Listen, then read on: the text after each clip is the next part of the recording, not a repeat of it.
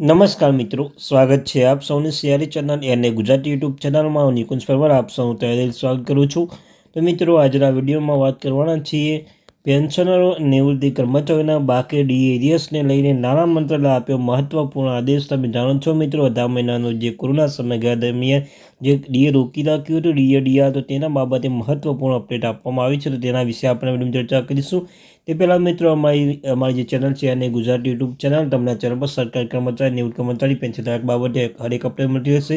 સાથે મિત્રો, શિક્ષક ભરતી, સરકારી કર્મચારી માટે હરેક અપડેટ મળતી હોય, ચેનલને સબસ્ક્રાઈબ કરી લેજો.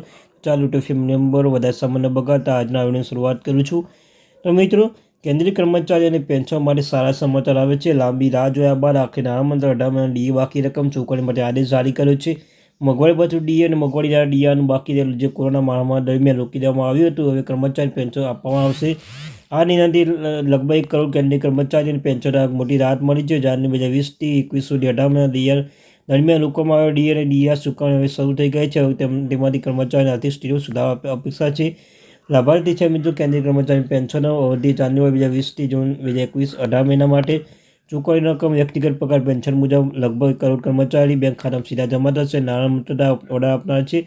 ડીએની બાકી રકમ કેમ રોકવામાં આવી છે? કારણ કે કોરોના મહામારી દરમિયાન દેશની આર્થિક સ્થિતિને ધ્યાનમાં રાખીને સરકાર જાન્યુઆરી 2020થી 21 સુધીમાં ડીઆર સ્થિર કરી દીધા. આ દરમિયાન કર્મચારીઓએ વર્તમાન દર ડીએ મળવાનું ચાલુ રાખ્યું છે. નવો ડીએ વધારો અમલમાં આવ્યો નથી.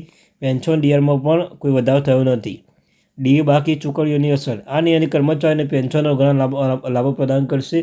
નાણાકીય રાહત, મોટી રકમ પ્રાપ્તિ કારણે નાણાકીય સ્થિતિ સુધારશે. બચત વધારો, વધારાની રકમ બચાવવાની તક, ખર્ચ કરવાની ક્ષમતા, બજારમાં માંગ વધારવાની શક્યતા, મનોબળ વધારવાનો, કર્મચારી ઉત્સાહનો વધારો. તો આ મિત્રો જોવા મળી રહી છે. ડીએ બાકી રકમ ગણતરી કેવી રીતે થઈ છે? તો ડીએ એડિશનલ ગણતરી કર્મચારી પગાર અને સમયને લાગુ પડતા ડીએનો આધાર કરવામાં આવશે. ઉદાહરણ તરીકે જોઈ લે મિત્રો, આપણે ધારો કે કર્મચારી મૂળ પગાર 50,000 રૂપિયા છે, તો જો જાન્યુઆરી 2020માં ડીએ દર 17% હતો, જુલાઈ 2020માં ડીએ 4% વધી 21% થયો, જાન્યુઆરી 2021માં ડીએ 3થી 24% થયો. આમ હાઈબર સ્ટેમ ડીએ બાકી ગણતરી નીચે પ્રકાર કરી શકાય. જાન્યુઆરી જૂન 2020માં કોઈ બાકી નથી, 17 ડીએ મળતું હતું. જુલાઈ ડિસેમ્બર 2020માં 4%, 6 મહિના બાકી છે, તો મિત્રો 12,000 રૂપિયા મળશે. જાન્યુઆરી જૂન 2021 6 મહિના એરિયસ પ્રમાણે એમને 21,000 રૂપિયા મળશે. ત્યાં કુલ ડીએ બાકી 12,000 પ્લસ 21,000, ટોટલ 33,000 રૂપિયા તેમને ડીએ મળશે. ડીએ બાકી ચૂકવણી પ્રક્રિયા છે. નાણાં મંત્રાલય આદેશ બાદ ડીએ બાકી ચૂકવણી પ્રક્રિયા શરૂ થઈ છે. વિભાગનું જારી સૂચના કર્મચારી ડેટા તપાસી રહ્યો છે. બાકી રકમ ગણતરી, ચૂકવણી માટે બિલ તૈયાર છે. પીએફએમ સીધા રકમ ટ્રાન્સફર કર્મચારી બેંક ખાતામાં જમા થશે અને બાકીની રકમ નાણાકીય વર્ષની આવક તારીખ ગણવામાં આવશે. વર્તમાન આવકવેરો સ્લેબ મુજબ વસૂલવામાં આવશે. ટીડીએસ કાપી શકાય છે. બાકી રકમ ફોર્મ 60માં દેખાશે. ડીએ એરિયસ ભાવિ સંભાવનાઓ. ડીએ બાકીની ચૂકવણી પછી ભવિષ્યમાં કેટલા વધુ પર લેવામાં આવે છે. ડીએ નિયમિત વધારો ચાલુ રહેશે. પગાર બચતની ભલામણ પર વિચારણા, પેન્શન સુધારણા શક્યતા, અન્ય ભથ્થામાં વધારો. નિષ્કર્ષ: 18 મહિના ડીએ બાકી ચૂકવવાની કેન્દ્રીય કર્મચારીને પેન્શન મોટી રાહત મળી છે. તેની આર્થિક સ્થિતિમાં સુધારો થશે. એટલું જ પણ દેશની અર્થવ્યવસ્થા પર વેગ મારવાની અપેક્ષા છે.